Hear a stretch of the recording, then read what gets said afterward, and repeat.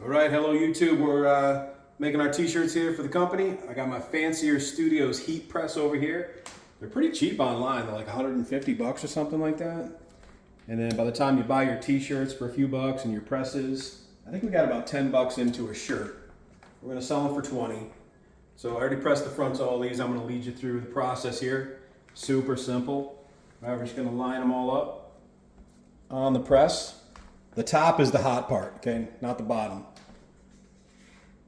Then we're going to put on, not like that, we're going to put on and line up the back of our shirt. Then we got to put our parchment paper on.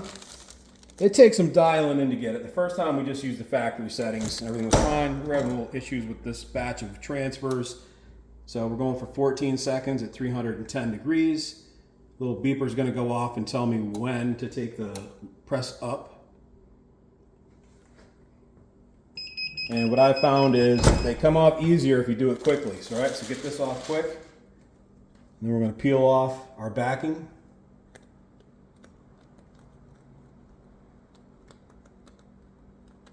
I feel like we didn't get a great, something's up with our transfers here. They're working, but you got to be careful getting these transfers off.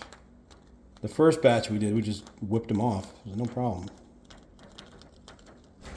All right, and then we got to do a secondary press. Again, you got to always make sure you put your parchment paper on.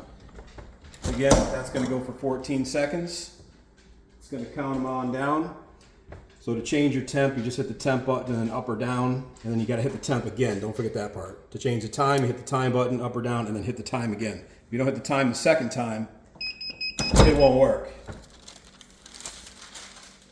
There we go.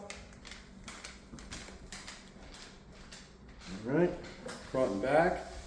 So a little shameless plug here, theclarehouse.com, our haunted B&B featured on ghost hunters.